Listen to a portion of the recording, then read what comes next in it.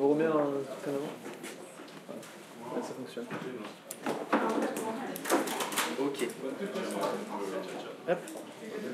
Bon, bonjour à toutes et à tous. Je ne sais pas si vous êtes là pour la quick class ou pas. Bon, sinon, moi je peux parler, ça fait du bruit sonore, ça te fait en fond. Donc aujourd'hui, on va faire en 40-45 minutes grand maximum, on va voir InnoReader pour pratiquer. Donc je vous invite à allumer vos PC. On va voir pour créer un compte. J'avais fait quelques slides avant sur théoriquement ce que c'est laver, etc. Mais bon, finalement, on fait tous de l'IE, donc je pense que vous avez compris tous ce que c'est. Donc j'avais mis quelques bases, donc les définitions exactes, à quoi est-ce qu'elle peut servir, etc. Je vous ai mis aussi de quoi, comment faire. Donc en fait, je vous transmettrai PPT comme ça quand vous voulez faire dans vos propres veilles.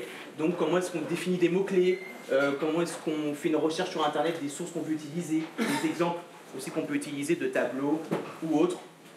Voilà, le fait qu'on travaille beaucoup en français, mais n'utilisez pas utiliser l'anglais. 60% des sources sur Internet c'est de l'anglais. Ensuite c'est le russe, avec 8% des sources sur Internet en langue russe. Donc vous utilisez l'anglais, le français c'est 2,5% des sites Internet écrits en français. Donc bon, après évidemment on utilise aussi Google Traduction, DeepL pour traduire des pages. Au pire, bon, voilà, ça se fait assez facilement.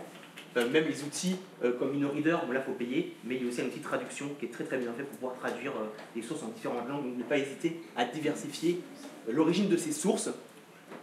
Voilà, donc Google Traduction, ou avec DeepL, ou l'outil de traduction sur InnoReader qui est symboliser par mandarin et anglais. Mandarin ou japonais. Ça veut dire l'anglais. Ok, parfait. Donc voilà, donc faire des recherches avec Googlean, ça je pense que vous connaissez aussi.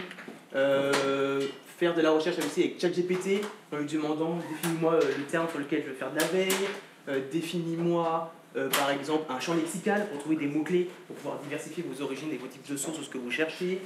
Il y a aussi avec ChatGPT tout simplement faire des top 5 de médias, sites, blogs, forums qui vous permettent de retrouver aussi d'autres sources auxquelles vous n'avez pas pensé, qui sont les plus utilisées. Bon, ça date de 2021, ChatGPT, mais c'est toujours utile. Et en plus, vous pouvez lui demander l'URL qui vous permet de plus simplement aller sur un site, parce que certains, des fois, ont disparu, ont été supprimés. Donc, des fois, vous ne les trouverez pas et vous allez galérer pour rien.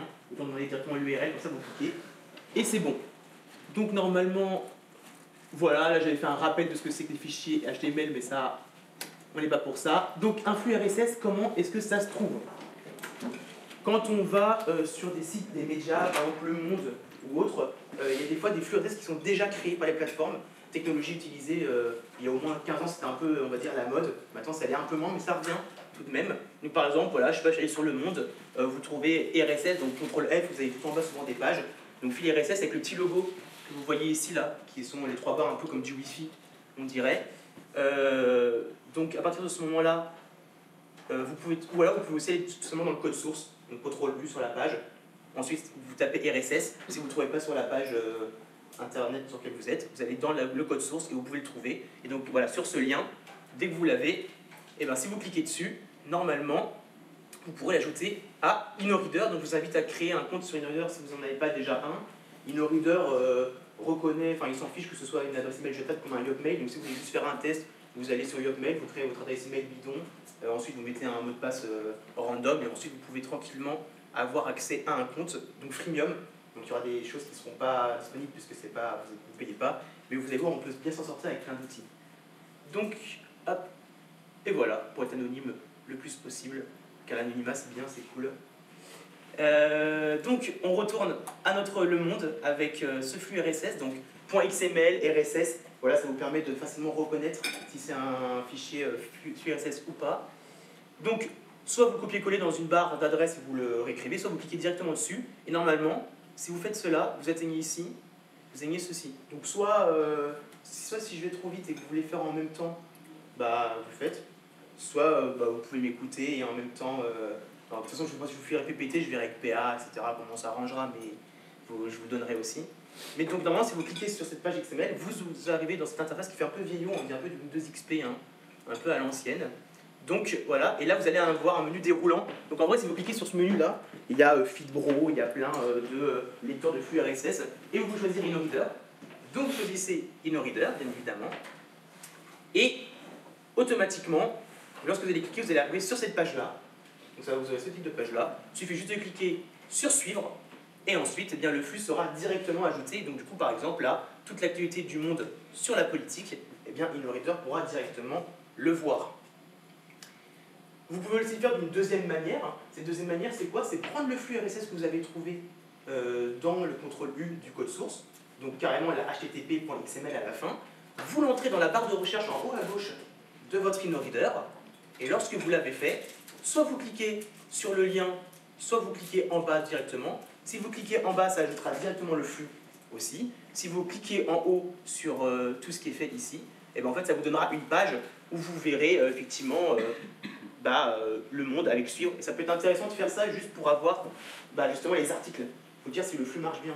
Parce que si le flux il indique, je sais pas, de place de votre réforme, etc., mais qu'en fait vous vous rendez compte que ce n'est pas les derniers articles qu'il y a sur la page web, c'est-à-dire qu'en fait le flux n'est pas bon. Donc le flux ne remonte pas toutes les informations à l'actualité au jour le jour. Donc du coup, autant ne pas l'utiliser et en créer un autre. Quand on a fait ceci, le flux RSS, on peut évidemment le renommer, parce que politique, toute l'activité du monde, etc., ça peut être compliqué. Si vous voulez renommer pour mieux catégoriser vos flux que vous avez inscrits, tout simplement, vous pouvez renommer ici, pour par exemple, là je dis le monde politique, c'est beaucoup plus simple de retenir, parce que là, si vous faites la démo, si vous faites en même temps, vous regardez à la fin, on aura quelques flux, mais quand on en a une trentaine, quarantaine, cinquantaine, au bout d'un moment, ça devient long de se dire, ah les échos, ça c'est les échos de quoi? Politique, actualité, je sais pas quoi. Là au moins vous avez renommé, vous êtes sûr de ne pas vous perdre. Vous pouvez aussi renommer tout simplement en cliquant en haut sur le logo et en allant dans renommer le flux, tout simplement. Voilà, ça fonctionne de la même manière, différentes manières. Là je vous mets tout en détaillé, comme ça quand vous aurez PPT après, ça vous permettra de ne pas vous perdre, d'avoir différentes manières de le faire. Pas Pablo? N'hésitez pas à poser des questions aussi, c'est vrai, j'avoue, je mange personne. Est-ce qu'il y a une extension Chrome ou pas? Pour InnoReader? Ouais. C'est-à-dire pour ajouter des choses? Ouais. Il me semble pas, à moins que version payante, parce que j'ai pas utilisé la version payante. Fitbro, ça marche Ouais, avec Fitbro ça marche, mais pas avec InnoReader. Ils n'ont pas une extension Chrome qui permet d'ajouter directement les flux, etc. à la mano. On est d'accord qu'il faut les rentrer comme ça. Je suis sûr qu'il y a quelqu'un sur GitHub qui a fait une extension. Il y a peut-être moyen, ouais. Je crois qu'il y en a Il y a un truc. je crois. RSS Reader Extension. Ah bah peut-être, je connaissais pas, donc à tester. Hein. Ok, bah tester. Donc peut-être qu'il y en existe une, effectivement, je la rajouterai sur le côté alors. Hein. Moi je vais rajouter une petite slide là-dessus. Hop, mais des fois, il se passe quelque chose. Si vous montez votre veille ou si vous êtes en train de chercher quelque chose, vous allez chercher RSS, etc. et vous n'allez rien trouver.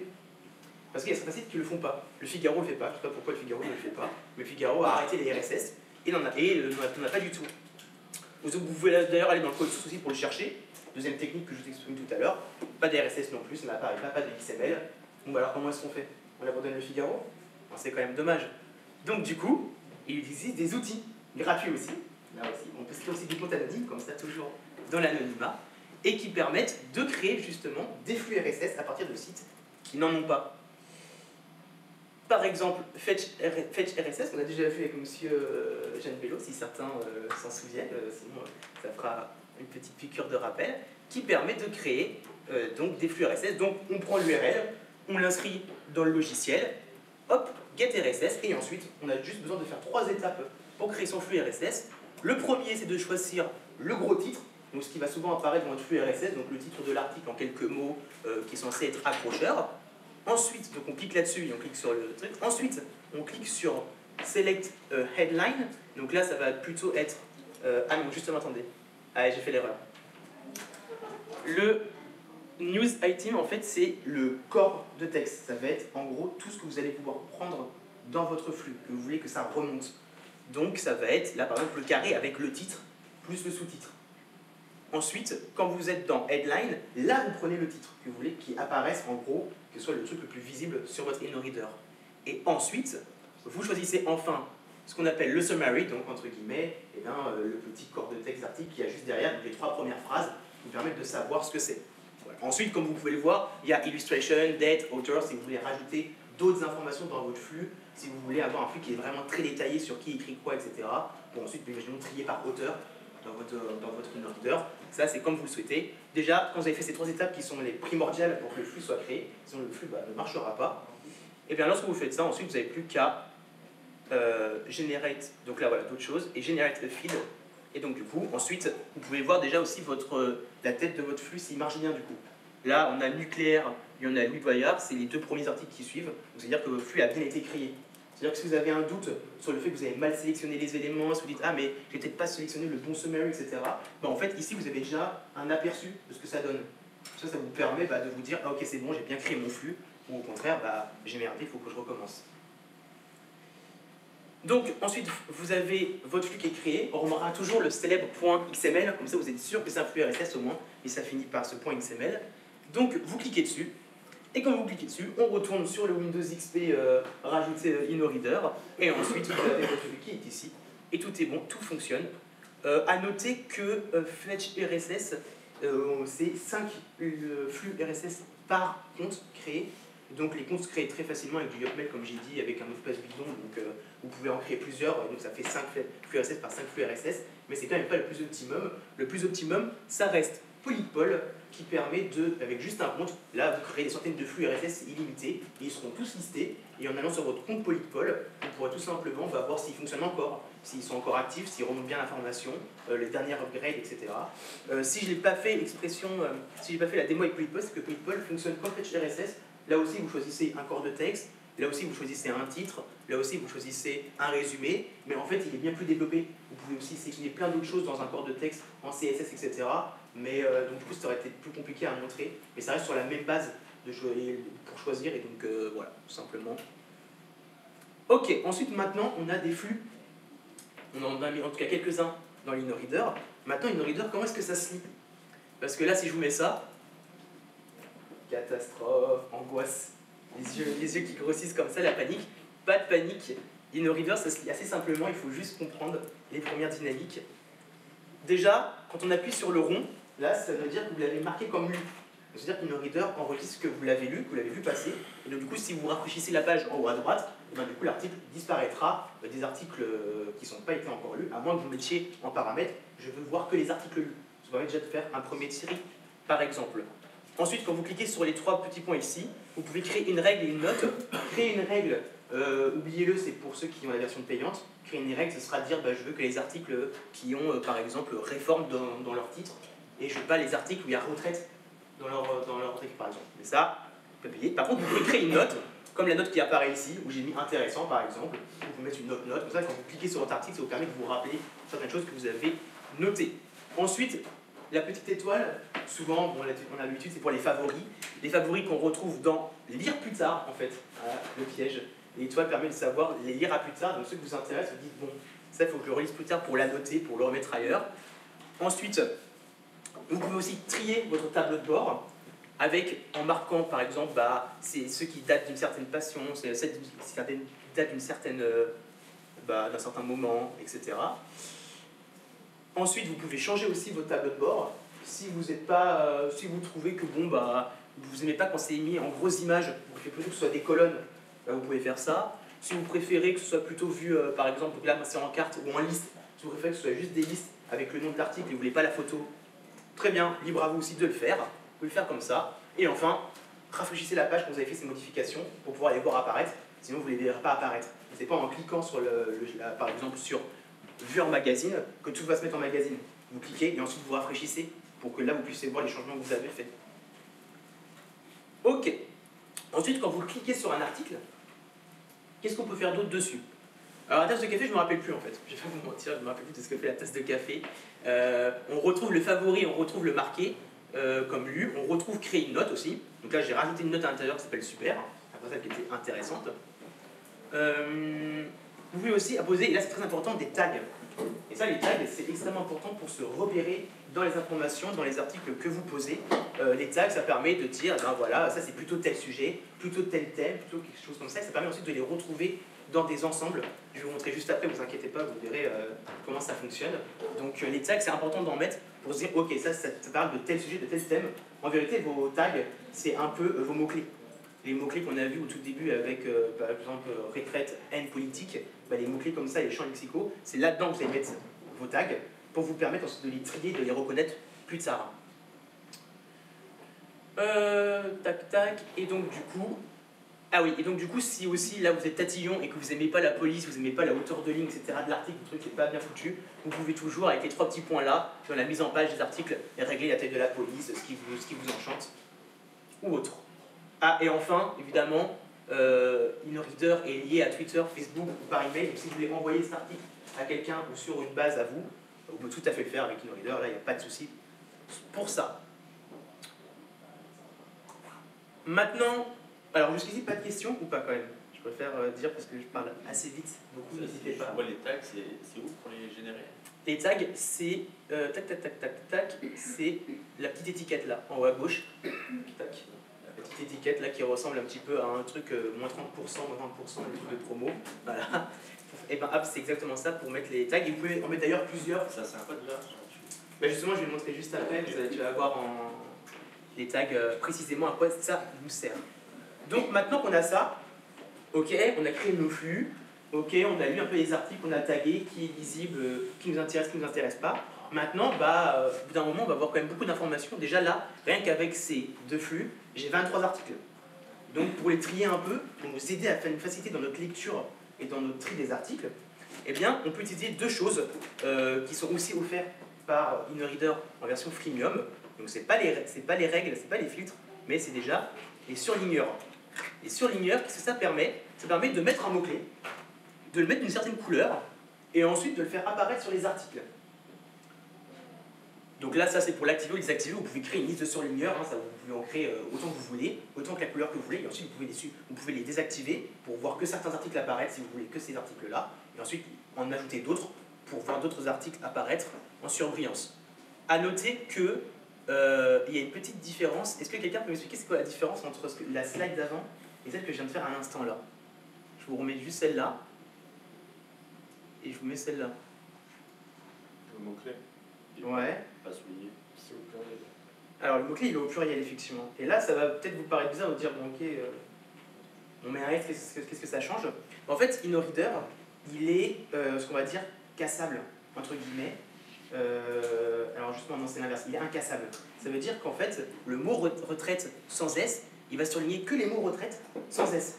Il va pas surligner retraite et il va oublier le S par exemple surligné. Il va mettre que les mots où il y a retraite au singulier. Et donc du coup, si vous voulez vraiment que des retraites par exemple au pluriel, vous êtes obligé de rajouter un deuxième surligneur. Sinon, il n'apparaîtrait pas en fait, tout simplement. Et vous avez peut-être raté l'info rapidement si vous lisez tous vos articles en diagonale. Et ça, c'est important de le retenir parce que ça va aussi intervenir dans la suite avec les tags, justement comme parlait Rémi. Donc là, par exemple, voilà, ça donne ça. Donc ça veut dire que ça ne va pas trier vos articles avec que retraite qui vont rester, mais tous les articles où il y aura le mot retraite vont être surlignés. Donc là, en rouge, ça permet de rapidement, quand vous déroulez votre fil, vous avez 30 articles, de voir tous ceux où il y a marqué retraite ou pas, tout simplement. Et donc c'est pour ça que là, retraite avec un au pluriel, il le prend. Alors que si je ne l'avais pas activé, il ne les aurait pas pris. Ensuite, ce que vous pouvez faire comme deuxième chose, c'est aller dans les mots-clés surveillés. Les mots-clés surveillés, c'est là où justement on utilise les tags. On le remarque en haut à gauche, et j'ai mis le tag retraite.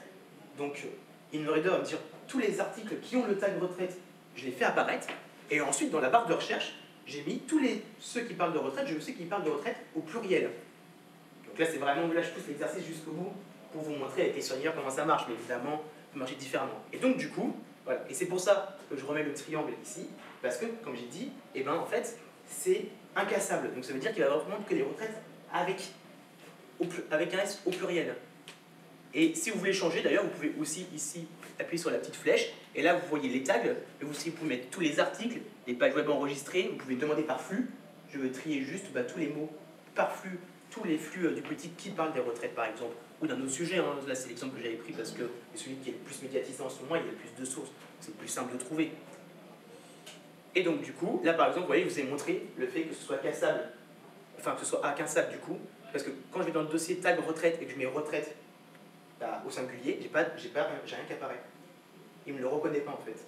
Il me dit c'est pas le même mot. Retraite au pluriel et retraite au singulier, c'est pas le même mot. Alors que là, si je le mets à droite, eh ben, ça apparaît. Donc il faut faire extrêmement attention, et c'est toujours important lorsque vous utilisez des plateformes de veille notamment, de se renseigner si vos mots-clés que vous enregistrez et ce que vous tapez dans la barre de recherche, c'est cassable ou incassable. Et on le verra d'ailleurs aussi dans un autre outil juste après, l'importance que ça peut avoir. Ok. Donc, on a nos articles, on a mis des surligneurs, on a mis des mots-clés pour essayer de repérer sur InnoReader, mais on va pas se mentir, ça reste quand même très général. Ce que je veux dire, c'est que le Monde politique, vous avez tous les articles de politique, le Figaro politique, vous avez tous les articles de politique, mais vous n'avez pas l'article politique, par exemple, je sais pas, sur que les Républicains. si vous voulez suivre que l'actualité politique des Républicains, ou l'actualité politique sur le nucléaire, par exemple, sur les cellules nucléaires. Vous aurez tous les articles. Et vous allez pouvoir trier à peu près comme ça, mais vous allez avoir des flux, des dizaines de flux d'articles qui vont arriver toutes les 1h30, toutes les 2 heures, enfin c'est improbable. Donc pour ça, il faut trier. Enfin, c'est quand même mieux de pouvoir trier dans tout ça, de base, de dire, bah écoute, moi je lis les articles politiques du Figaro, mais je ne veux que ceux qui parlent de nucléaire. Pour ce faire, il existe Shift RSS qu'on va utiliser en reprenant tout simplement le flux RSS qu'on a créé ou que l'on dispose pour, par exemple, Le Monde. Donc en cliquant sur Le Monde, vous retrouvez, comme d'habitude, votre .xml. .xml, ça veut forcément dire flux RSS, c'est le langage qui est utilisé pour coder ce type de fichier. Et donc du coup, dans Shift RSS, vous pouvez mettre directement votre flux XML, et ensuite, vous pouvez décider de exclure, inclure, parce que là je ne l'ai pas mis, mais en fait ça c'est, comme vous voyez, ça c'est des menus déroulants. Ce qu'il y a avec exclure, etc., c'est des menus déroulants. Vous pouvez exclure, inclure, ou dire, etc., je veux tel mot dans le titre, mais aussi dans les sous-titres, tel auteur, par exemple, ça peut être. Vous pouvez dire que ça contient, ou vous voulez que ce soit exclu, aussi, par exemple. Et donc du coup, ensuite, vous mettez à la toute fin le mot que vous voulez. Et là, par exemple, il me semble aussi que CRSS a revérifié quand même, mais il me semble que là, par exemple, c'est cassable. Ça veut dire qu'il va prendre retrait singulier et pluriel. Ensuite, vous faites feed me. Voilà, donc là, j'ai mis hop, vous faites feed me. Et hop, succès, vous avez effectivement votre truc qui est créé. Pas besoin de créer de compte sur Shift RSS, donc ça c'est bon. Au moins, pas besoin de s'enquiquiner à faire du Yopmail. Hop, et je ne suis pas sponsorisé par Yopmail, mais c'est juste que j'aime beaucoup l'application. C'est pour ça que je la cite souvent, mais vous inquiétez pas. Et ensuite, Shift RSS, le monde politique sans les retraites. Et là, j'ai du coup le flux RSS du monde politique sans qu'il parle des retraites. Donc, j'enlève tout le bruit qu'il va y avoir par rapport aux retraites. Donc, ça fonctionne, youpi. Un autre, ouais, Pablo. Ah, il y a accent aussi, excuse-moi. Et du coup, c'est mieux de filtrer sur le flux RSS directement ou après de mettre des tags pour filtrer a posteriori?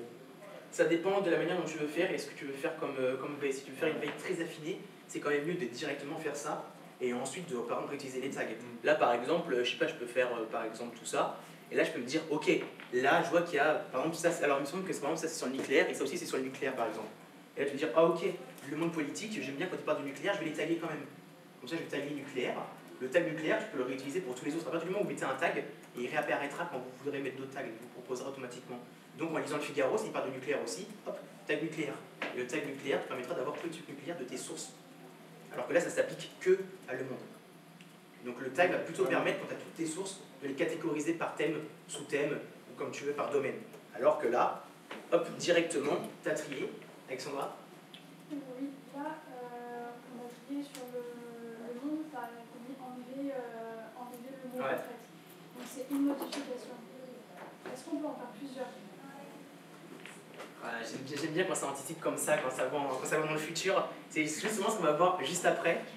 Est-ce qu'il y a d'autres questions? J'en profite, etc. dans l'assemblée. Non, c'est bon. Ok, parfait. Justement, le prochain qu'on peut utiliser, c'est que bah, là, en fait, on peut exclure un mot. On peut ajouter, enfin, on peut inclure un mot, ajouter dans le titre, etc. Mais on peut faire que pour une seule chose. C'est pas encore assez affiné. Moi, j'aime bien quand c'est bien affiné, bien détaillé. Et vous aussi, vous aimerez. Et donc, du coup, qu'est-ce qu'on utilise? On utilise Feed Filter Maker. Lui aussi, pas besoin de compte. Ça, c'est nickel. Ça, c'est super. Et comme son nom l'indique, vous mettez votre, votre flux RSS. Alors là, par exemple, moi, j'ai réaffiné sur celui que j'avais déjà fait avant. Donc, j'ai mis le Shift RSS que j'ai créé. Mais vous pouvez tout à fait mettre le XML de Le Monde, etc. Ça marche aussi tout aussi bien comme ça. Et ensuite, là, qu'est-ce qu'on peut faire? On peut inclure dans le titre et dans le sous-titre plusieurs éléments, ou en exclure aussi d'autres. Bon, je ne l'ai pas mis, etc. Et en plus, et ça c'est bien très intéressant de Filter Maker, c'est comme vous voyez, il y a marqué Ignore Case ou Don't Ignore Case. Donc, ignorer la casse ou ne pas l'ignorer. Souvent, vous allez mettre ignorer la casse parce que, bon, bah, retraite singulier pluriel, vous en avez rien à foutre, enfin, vous voulez juste le mot retraite. Mais si vous voulez vraiment un mot en particulier, sans qu'il soit au pluriel singulier ou dans une autre forme, et ben vous pouvez mettre don't ignore case, et donc du coup, bah, ça fonctionnera et vous aurez vraiment que ce mot-là précis dans l'article. Hop, ensuite, quand vous avez regardé et que vous avez tout rencontré, vous avez votre nouveau flux qui est créé, et ensuite vous pouvez voir avec le bouton test en dessous si ça marche bien. Toujours voir si finalement bah, c'est bien trié ce que vous voulez. Et les limites de ce tri, il y a quand même des choses qui ne va pas dans ça. Alors c'est intéressant, hein, mais il y a quand même un truc qui va pas. Pourquoi? Les accents. Alors, effectivement, le fait d'avoir fait déjà ignorer la casse, les accents aussi, voilà. Effectivement, sans accent, effectivement là je l'ai mis sans accent parce que j'ai ignoré la casse. Donc, si j'ignore pas la casse, bon, bah, là c'est plus compliqué. Non, il y a quand même un truc qui va pas, c'est que j'ai mis nucléaire et assemblée, mais dans les, ce que retiens du flux RSS, qu'est-ce que j'ai dedans? Il y a toujours le mot nucléaire. Ah non, c'était Ouais, il y a le mot nucléaire. il y a un ou l'autre. C'est où, non? Voilà, en fait, ce que vous avez au-dessus, nucléaire et assemblée, ce qu'on pourrait dire, en gros, ce qu'il va faire, c'est pas et, c'est ou. C'est dans le titre, il y a nucléaire ou assemblée. Il peut y avoir les deux, donc il me semble que c'est le premier là, non? Non, le deuxième, nucléaire et assemblée, il l'a pris, mais le premier, il n'y a pas assemblée dans le titre. Alors qu'est-ce qu'il fout là, le mot assemblée? C'est parce qu'en fait, c'est un ou. C'est il va prendre ce mot-là ou ce mot-là dans le titre. Donc ce ne sera pas un and, comme on pourrait faire avec Fetch RSS si c'était plus développé. Pour l'instant, j'ai pas trouvé d'outils qui permettent de faire ça. À voir s'il y en a d'autres qui se développent, parce que, par exemple, j'ai changé de PPT hier, car je voulais utiliser un autre outil à la base, mais en fait, l'outil est payant maintenant. C'est le désavantage de travailler avec du freemium, c'est qu'en fait, ça a beaucoup de turnover, si on peut dire ça. Donc, il faut souvent être tenu un peu à jour. Mais pour l'instant, ces outils sont assez stables. Donc, si vous les utilisez, normalement, il ne devrait pas y avoir de souci avec ça. Et donc, du coup, voilà, mon politique, le monde, réaffiné une deuxième fois. Je veux qu'il ne me parle que de nucléaire. J'ai que le nucléaire. Magie, magie. Parfait. Ah oui. Et donc maintenant, dernière partie, il est quelle heure? Attendez, parce que moi je ne vois pas. 13h30. 13h27. Ah oui, donc en fait, je vais très vite en fait. Ok, bon, encore un peu plus de temps alors. On a suivi les médias. Ce que j'ai fait, ça marche aussi pour les blogs et pour les forums, normalement. Il ne devrait pas y avoir de soucis. Alors, les forums, peut-être moins quand même, mais normalement, tout ce qui est blog, etc., ça devrait pouvoir marcher assez facilement. Par contre, à noter que on ne peut pas créer des flux RSS pour tout et n'importe quoi. Par exemple, je ne sais pas, l'usine digitale, vous voulez vous voulez regarder que les startups, l'usine digitale, etc. Vous tapez dans la barre de recherche l'usine digitale startup, ça vous ouvre une nouvelle page internet, enfin, c'est ce que vous pensez, sur laquelle il y a tous les articles qui parlent de startup. Je crée mon flux RSS de ça, comme ça j'ai déjà le mot-clé startup, et ensuite j'aurai que les trucs de startup de l'usine digitale dans InnoReader, et je pourrai réaffiner derrière. Ça marche pas. On ne peut pas créer de flux RSS à partir de cette page-là, parce que c'est une page de recherche dans une page internet. Moi, je connais pas trop non plus les termes techniques pourquoi ça fait ça, mais des fois ça marche, des fois ça marche pas. Donc faut pas, si ça marche pas avec un ou deux outils, c'est pas l'outil qui bug, ça veut dire qu'en fait la page, on ne peut pas faire de flux RSS. Et là, vous créez un tableur à l'ancienne, à la mano, et vous cliquerez sur le lien pour aller voir les nouveautés en faisant votre taille dessus. Pas le choix. À noter que ça marche aussi, là je parle du freemium, etc., mais ça marche aussi avec d'autres plateformes. Hein. Par exemple, Syndup qui est payant, qui est une super plateforme, j'essaie en ce moment certains trucs, ça marche pas non plus. Donc, des fois, rien à y faire, c'est vraiment, il faut y aller manuellement sur la page. Ensuite, beaucoup de gens peut-être se renseignent, en tout cas moi je m'enseigne énormément sur Twitter, beaucoup de communautés, beaucoup de spécialistes qui vulgarisent, etc. Et on peut suivre Twitter, effectivement, il existe des outils qui permettent de faire des flux RSS de Twitter, c'est magique. Donc là c'est pareil, on reprend l'URL, par exemple ici, Twitter de Le Figaro, on l'incrémente dans Feed Exil, qui permet, d'ailleurs vous pouvez voir qu'il y a plein d'autres, Periscope par exemple, mais on va plutôt utiliser par exemple, je sais pas, YouTube, si vous voulez faire des flux RSS de YouTube pour pouvoir suivre des chaînes, etc. Extrêmement intéressant. Ou VK, comme ça, si vous avez créé un compte VK, qui est un réseau social financé par les Russes, et vous pouvez suivre aussi là-dessus. Donc vous cliquez sur le réseau social que vous voulez, vous mettez l'URL, vous pouvez changer la langue en haut, hein, c'est en russe, mais vous pouvez aussi mettre en anglais, traduire la page avec Google Traduction comme d'habitude. Et ensuite, vous pouvez générer le RSS. Et donc du coup, vous avez un flux Twitter, donc là je ne l'ai pas mis, mais vous avez un flux Twitter qui est directement fait, etc. Et ensuite, toujours, on élague, on essaie d'affiner, de creuser au maximum. On peut aussi trier un flux RSS Twitter et dire je suis le Figaro Magazine, mais je veux que ce qui parle de sûreté nucléaire, etc. Et donc du coup là c'est pareil en fait, il faut juste rebidouiller, mais vous pouvez par exemple reprendre Fetch RSS, vous remettez le flux dedans, vous allez dans donc ah oui non attendez. Ah oui non, vous créez le Fetch RSS, comme je vous ai montré, donc on choisit l'encarte, etc., le titre, etc. Ensuite vous le mettez dans InnoReader, vous reprenez le lien créé ainsi dans InnoReader, et ensuite vous le collez dans FeedExil, et ensuite vous pouvez justement le trier et l'incorporer dans InnoReader tout simplement. Donc, attendez, je crois que je me suis mêlé les pinceaux là-dedans là. Créer le flux avec Fetch RSS, l'inscrire dans le flux dans InnoReader, signer et le coller dans Fidexis. Ah oui, non, ok. À partir du moment où vous l'avez créé dans Fidexis, bah, vous pouvez justement le remettre dans ce qu'on a vu juste avant, qui permet de trier par mots-clés, etc. Et ensuite, vous pouvez le récupérer dans InnoReader. Et là, par exemple, j'ai fait Twitter Le Figaro sans qu'il parle de retraite. Et j'ai eu l'unique tweet du Figaro qui ne parlait pas de retraite à ce moment-là, quand j'avais fait le test. Et ça sert à quoi de le mettre dans InnoReader la première fois? On peut pas juste créer le flux avec Fetch RSS et après, enfin, ça sert à quoi de le remettre dans InnoReader? Ouais, ça permet, oui, on peut aussi. Moi, c'est juste que des fois, je peux le faire pour regarder ce qu'il y a comme tweet qui apparaissent dans InnoReader. Et me dire, ah ok, en fait, moi, c'est ça que je veux. Ouais. Et regarder les mots-clés qui apparaissent, par exemple. Mais effectivement, dès qu'il est créé dans Fetch RSS, tout simplement reprendre le flux RSS, le refoutre après dans Fidexis, par exemple, changer les trucs, et ça marche très très bien. Avec Polypol, je peux pas créer de flux RSS qui viennent de Twitter. Peut-être, j'ai pas testé encore, ça j'avoue. Parce que j'ai découvert l'outil hier en fait, j'ai juste la modifié hier, donc, mais j'ai pas testé Mais ça. avec Fetch RSS, ça marche pour créer un flux Ouais. RSS d'un compte Twitter. Ah ouais, normalement ça marche. Polypol, je pense que ça devrait Tu marcher. vois, je viens de tester là sur Polypol, ça n'a pas l'air de marcher après. Ah ouais? S'il vous plaît, mais Petite pause technique.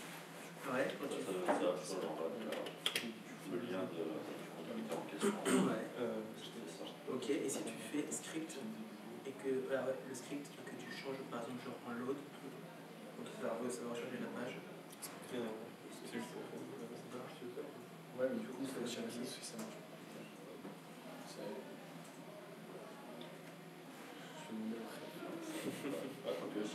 Ça a l'air d'apparaître pas simple, mais ça va fonctionner.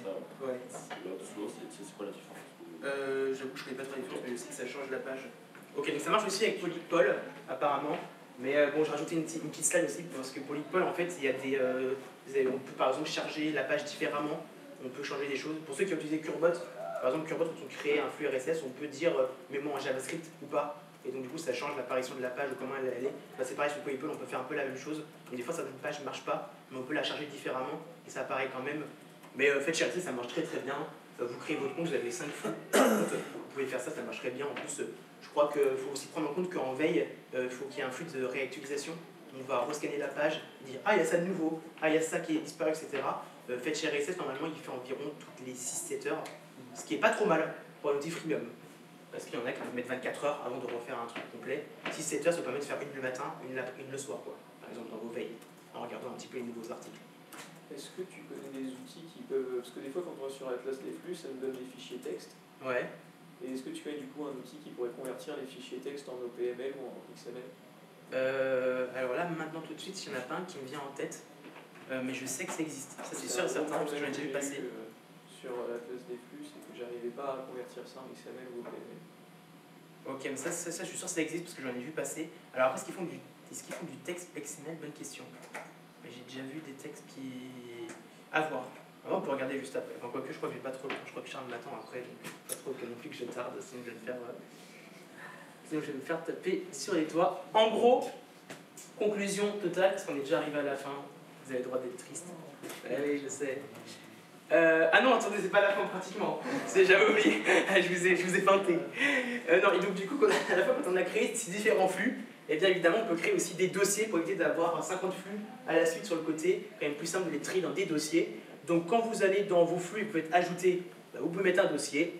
Ensuite, vous pouvez entrer le nom de votre dossier, par exemple veille politique générale. Là ensuite, tous vos flux apparaissent. Donc vous triez dessus, vous cliquez dessus.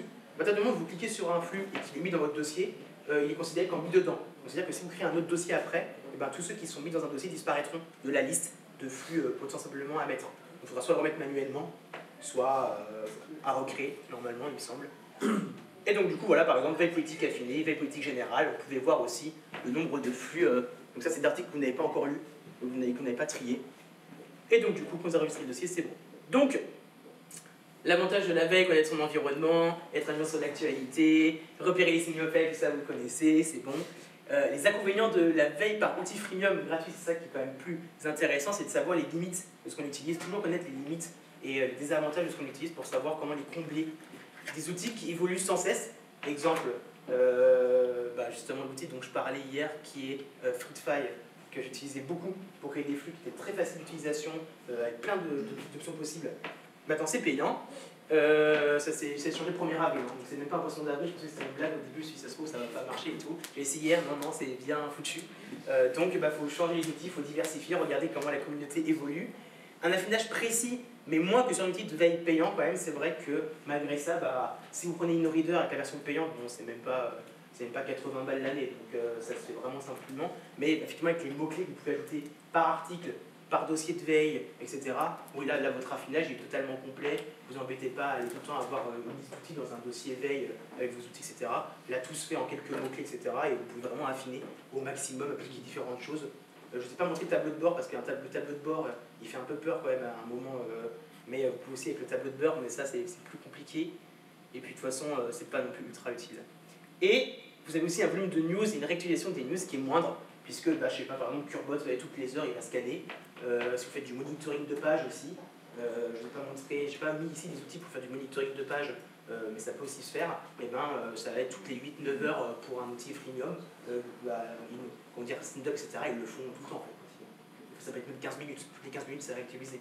Donc, si vous faites une veille au temps, avec une alerte sur dès qu'un mot a changé dans le monitoring d'une page, par exemple, un concurrent, vous voulez savoir quand il va sortir un nouveau truc, ou s'il change quelque chose, vous mettez un monitoring de sa page, vous mettez 100%, dès qu'une lettre change, vous avez une alerte, et le truc scanne toutes les 15 minutes, vous êtes tout en cours en fait. À 1h du matin, vous pouvez recevoir la notification, vous savez qu'il a changé quelque chose, vous pouvez voir ce que c'est.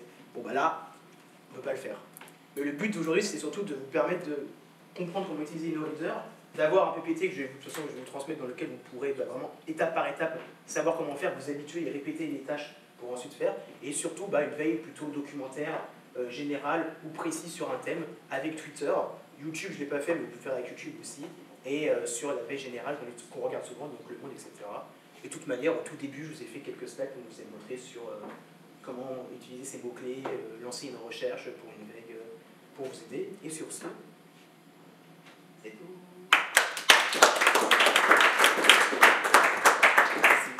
Si vous avez des retours, si vous avez... de toute façon, moi je suis à l'école, donc je le vois aussi.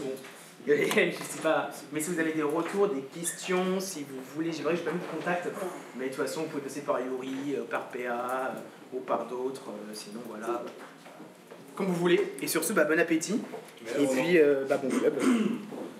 Et je sais pas comment est-ce qu'on...